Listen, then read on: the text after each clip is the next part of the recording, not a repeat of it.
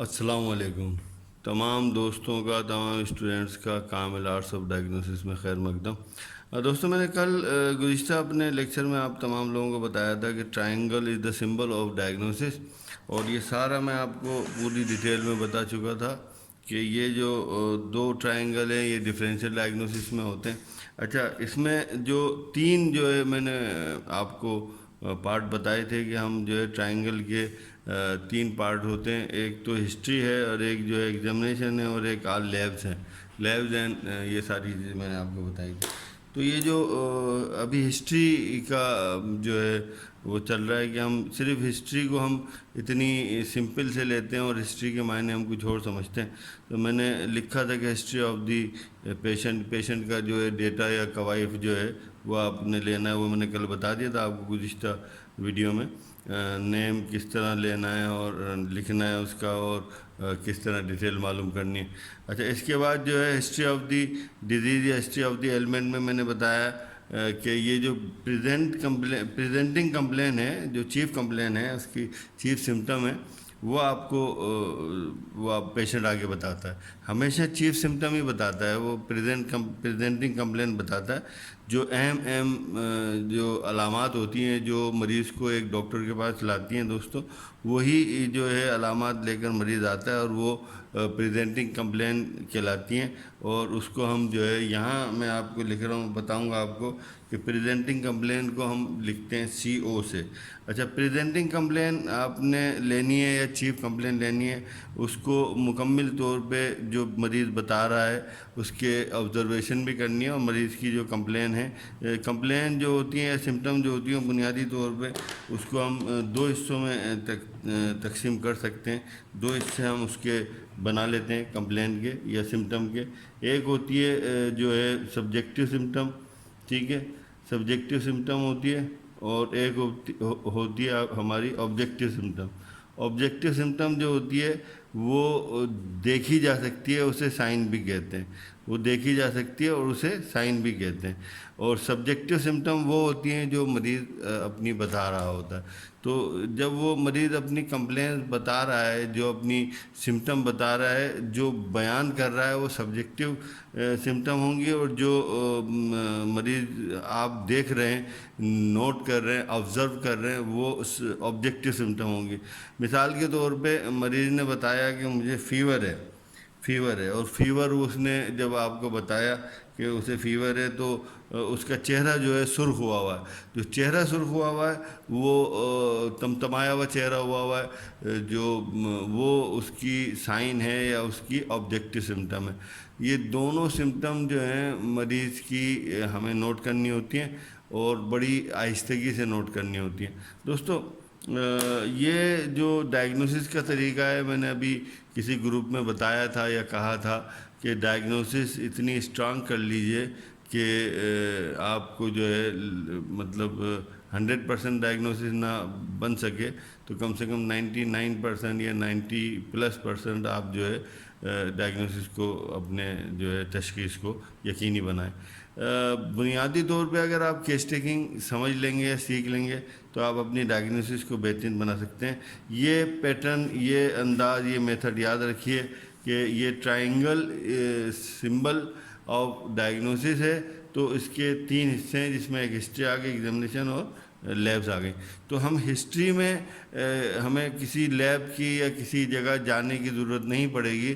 History میں ہمیں خود ہی کوائف اس کی پوری ڈیٹیل معلوم کرنی ہوگی، اور ڈیٹیل کس طرح معلوم کرنی ہے یہ میں بتا رہا ہوں۔ انشاءاللہ مجھے اتنا پتہ ہے کہ آپ لوگ جو ہے جس دن یہ ٹرائنگل کمپلیٹ ہوگا، اس دن آپ یہ کہیں گے کہ سر یہ تو بہت ہی آسان اور بہت ہی سمپل سا میتھڈ تھا، طریقہ کار تھا، جس سے کہ ہم مکمل طور پہ ڈائگنوسس کر سکتے ہیں۔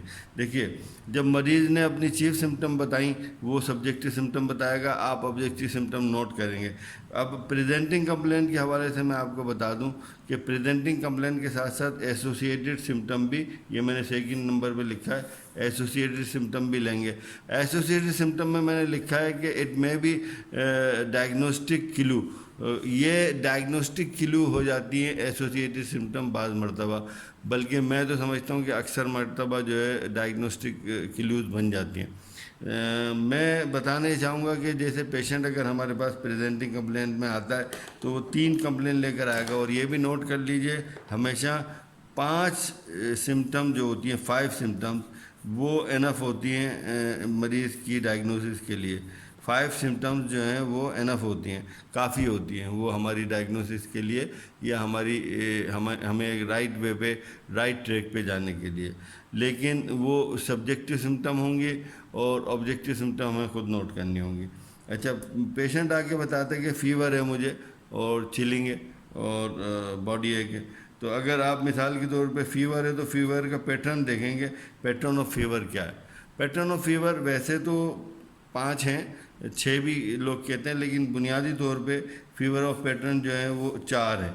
تو فیور آف پیٹرن اگر آپ نوٹ کر لیں گے تو میں اس کے نام کے ساتھ آپ کو بتاتا ہوں.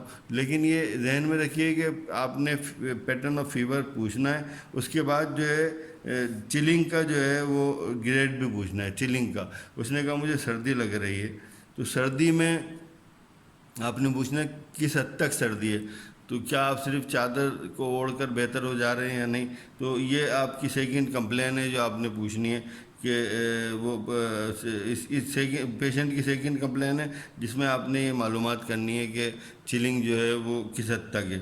اگر اس کو کپ کپی طاری ہو رہی ہے، رائگر ہے، چلنگ کے بجائے وہ اگر کہتا ہے کہ مجھے رائگر ہے اور بہت شدید قسم کی سردی لگ رہی ہے، میں باوجود کہ بہت سارے لحاف، رضائے، بلینکٹس، کمبل سب اوڑھ رہا ہوں، میری سردی نہیں جا رہی، دیٹ از کالڈ رائگر یا لرزہ کہلائے گا یہ. اچھا، اسی طرح چلنگ بس ہلکی سی سردی لگ رہی ہے، کمپیریٹیولی تمام لوگوں کی بنسبت مجھے جو ہے تھوڑی سی زیادہ سردی لگ رہی ہے، تو وہ چلنگ کہلائے گی.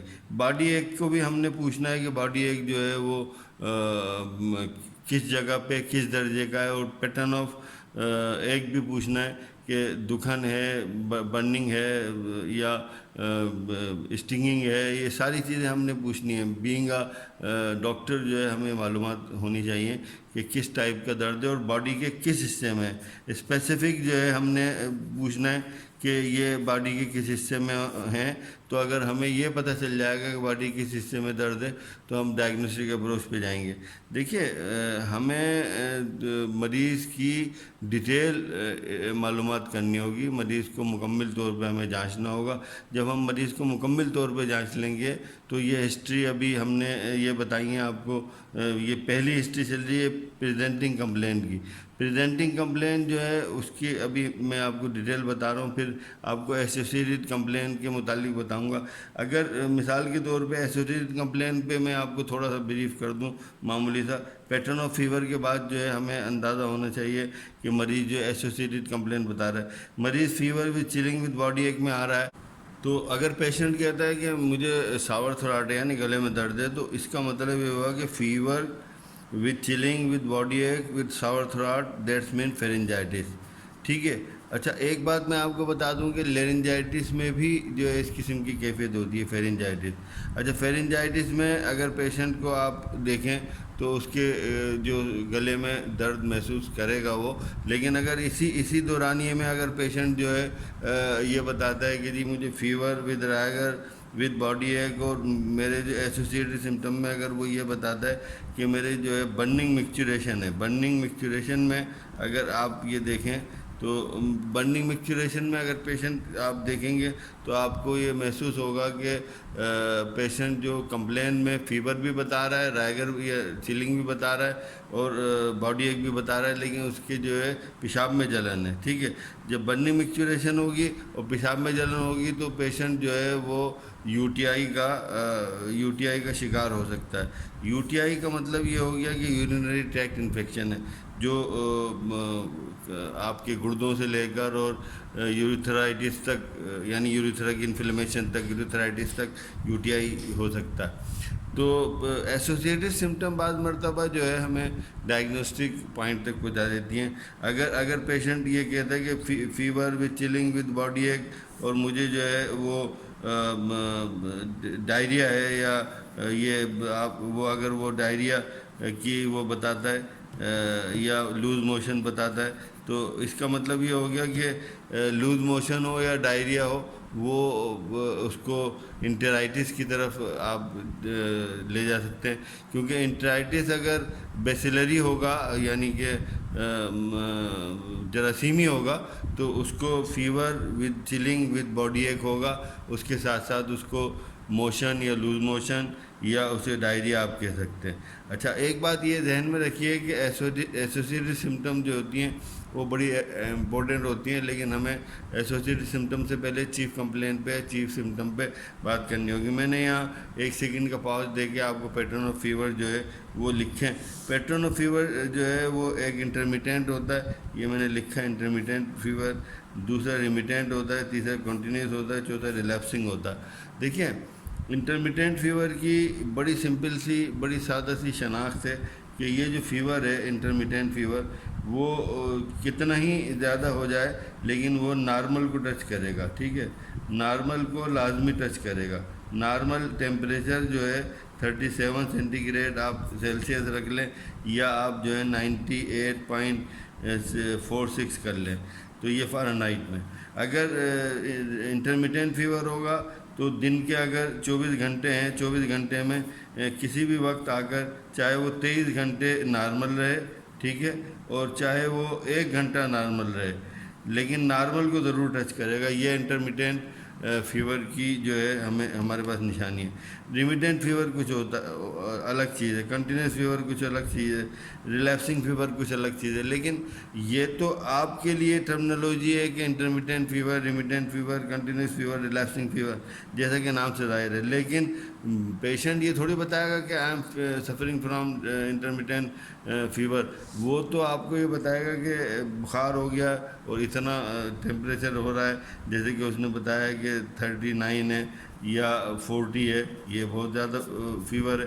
لیکن اگر وہ بتاتا ہے کہ آپ پوچھتے ہیں کہ ہاں بھائی کیا کیفیت ہے، وہ بولتے ہیں ڈاکٹر صاحب وہ بس اچانک اتر جاتا ہے، پسینے وسینے آتے ہیں اور وہ میں بالکل صحیح ہو جاتا ہوں۔ تو انٹرمیٹنٹ فیور جو ہے وہ بالکل نارمل کو ٹچ کرے گا، لازمی کرے گا۔ یہی انٹرمیٹنٹ فیور کی شناخت یا انٹرمیٹنٹ فیور اسی کو کہتے ہیں کہ وہ کسی بھی ٹائم 24 گھنٹے میں کسی بھی ٹائم، چاہے وہ 12 گھنٹے نارمل رہے، 12 گھنٹے بخار رہے، یا 24 گھنٹے میں سے 23 گھنٹے نارمل ہو اور 1 گھنٹہ بخار رہے، یا 23 گھنٹے بخار رہے اور 1 گھنٹہ نارمل ہو، لیکن وہ نارمل ضرور ہوگا، that is called intermittent fever. میں پیٹرن آف فیور تقریباً آپ کو 6-7 ہی بتاؤں گا، 4 نہیں بتاؤں گا، لیکن چونکہ ایٹ پریزنٹ میں آپ کو پریزنٹنگ کمپلین پر بات کرنے کی کوشش کر رہا ہوں تاکہ آپ اچھی طرح سمجھ جائیں کہ سمٹم جو ہیں وہ 5 سمٹم ہم لے لیں گے، وہ بھی انف ہوتی ہیں، اور اس میں ہمیں لازمی جو ہے اگر فیور ہے تو فیور کا پیٹرن لینا ہے، اگر چلنگ ہے تو چلنگ کا جو ہے ہمیں وہ اندازہ لگانا ہوگا کہ کس حد تک چلیں گے۔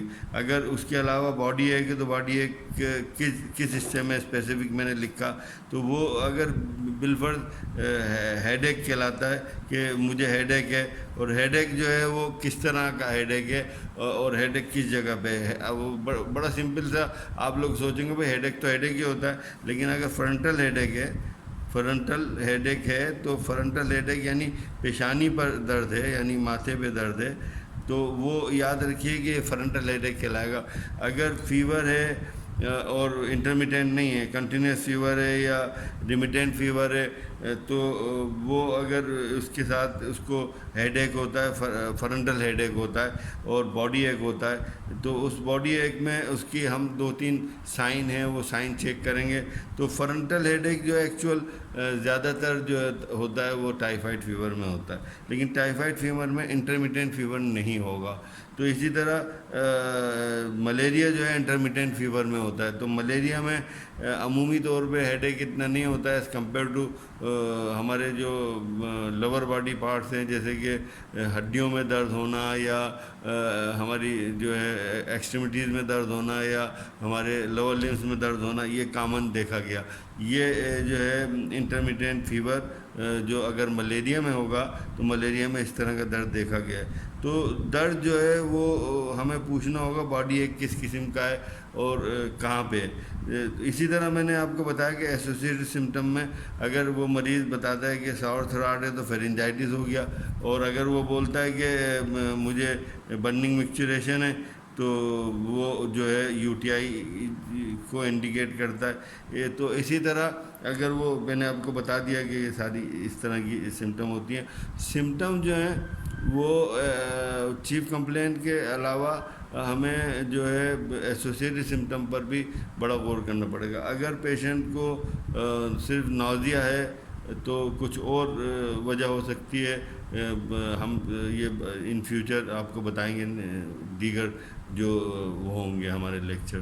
اور اگر پیشنٹ کو نازیہ مکمل طور پہ وامٹنگ کی صورت میں، تو وامٹنگ کی بہت سی ٹائپس ہیں. تو وہ وامٹنگ اگر کر رہا ہے تو کچھ اور ہو سکتا ہے، ڈائریا اگر ہے تو کچھ اور ہو سکتا ہے. تو یہ جو ہماری ایسوسیٹڈ سمٹم ہے یہ ڈائگنوسٹک کلو ہمیں دیتی ہیں، بہت ہی مکمل طور پہ کلو دیتی ہیں جو بتاتی ہیں کہ بھائی پیشنٹ کس طرف جا رہا ہے یا کیا متوقعات ہیں، کیا سسپیکٹ کر سکتے ہیں. تو ہسٹری میں ہمیں ابھی پریزنٹنگ کمپلین پر ہی ہم ہیں. پریزنٹنگ کمپلین کو میں نے بتایا کہ CO لکھتے ہیں. اور پھر اس کے بعد جو ہے ہم آپ کو بتائیں گے ایسوسیٹڈ سمٹم بھی تقریباً میں نے بتا ہی دیے، لیکن ایسوسیٹڈ سمٹم جو ہے مکمل طور پر آپ کو جانچنے بھی ہوں گے اور پوچھنے بھی ہوں گے، دیکھنے بھی ہوں گے. تو وہ سبجیکٹیو بھی ہو سکتے ہیں اور آبجیکٹیو بھی ہو سکتے ہیں ایسوسیٹڈ سمٹم. تو ایسوسیٹڈ سمٹم جو ہے وہ پیشنٹ جو ہے بہت ساری تکالیف کے ساتھ آتا ہے. مثال کے طور پہ وہ اگر یہ کہتا ہے کہ مجھے بہت شدید بخار ہے اور میرے یہ دائیں طرف کمر میں یا پیٹ میں بہت ہی بلسٹر ٹائپ کے دانے ہو گئے، تو وہ ہرپیس کی طرف بھی جا سکتے ہیں. وہ ہم دیکھ سکتے ہیں. وہ تو اسکن ڈیزیز کو زیادہ تر جو ہے دیکھ کر ہی بتایا جاتا ہے. تو ابھی ہم موجود ہیں پریزنٹنگ کمپلین پہ. اچھا دوستو، ایک بات میں آپ کو بتا دوں کہ KAD میں جتنے ممبر شامل ہیں وہ سوال کر سکتے ہیں. کل یا پرسوں سے ہم انشاءاللہ آپ تمام لوگوں کو جو ہے پوسٹ کرنے کا اختیار دے دیں گے اور آپ جو ہے اس پورے پہ سوال کر سکتے ہیں. اور لائیولی یا جو بھی ممکن ہوگا کہ میں کسی بھی طریقے سے آپ کو جتنی جلدی ممکن ہوگا یا خاص ٹائم ڈیسائیڈ کر لیں گے تو اس ٹائمنگ میں جو ہے آپ سوال کریں گے اور میں اس کے جواب دوں گا. یہ پیٹرن جو ہے یہی ہوگا، یا کوئی اور سجیشن ہے تو وہ بھی دے دیجیے. بورڈ پہ پڑھانا بڑا سادہ سا کام تھا میرے لیے، کیونکہ میری تو عمر ہی اسی میں بیتی ہے. وائٹ بورڈ اب آ گئے، پہلے بلیک بورڈ سے. وائٹ بورڈ پہ ہم پڑھاتے ہیں، لیکن وائٹ بورڈ پہ جو ہے فوکس رکھنا آپ لوگوں کا اور اس طرح جو ہے بالکل آسانی سے آپ کو سمجھ میں آ رہا ہے. تو یہ پیٹرن میں نے دیکھا تھا کہ بھئی یہ زیادہ کارآمد ہے، تو اس طرح میں نے بتایا. تو انشاءاللہ جلدی آپ کو میں دوسری بہت ساری چیزیں اس میں جو ہے آپ ایک پوائنٹ پہ حیران ہوں گے انشاءاللہ کہ ایڈریس کا کیا رول ہے. ایڈریس کا بڑا رول ہے. نیچر آف جاب کا یا نیچر آف ورک کا کیا رول ہے، تو اس کا بہت اہم رول ہے ڈائگنوسس میں. فیملی ہسٹری کا کیا رول ہے، یہ بھی بہت اہم ہے. یہ ایک چیز کو میں جو ہے کوشش کروں گا کہ وضاحت کرتا جاؤں انشاءاللہ. تو آپ تمام لوگوں کو میں نیکسٹ ویڈیو جو دوں گا اس میں جو نیکسٹ میں نمبر آ رہا ہے وہ بتاؤں گا. یہ انٹرمیٹنٹ، ریمیٹنٹ، کنٹینیوس، ریلیپسنگ، یہ سارے فیورز کو جب میں فیور پڑھا رہا ہوں گا تو بتاؤں گا. ابھی تو میں آپ کو ٹرائنگل کو جو ہے یوں سمجھ لیں کہ یہ جو سمبل آف ڈائگنوسس ہے اس کو سمجھانے کی کوشش کر رہا ہوں. اور میں بہت ڈیٹیل میں بتاتا ہوں، لیکن میں کوشش کر رہا ہوں کہ جلد سے جلد اس کو فائنلی آپ کو بتا دوں. جس دن ڈائگنوسس کا جو یہ نشان، یہ سمبل ہے، یہ آپ پوری طرح سمجھ گئے تو سمجھیں کہ آپ ڈائگنوسس کرنے شروع ہو جائیں گے. ٹھیک ہے دوستو، السلام علیکم.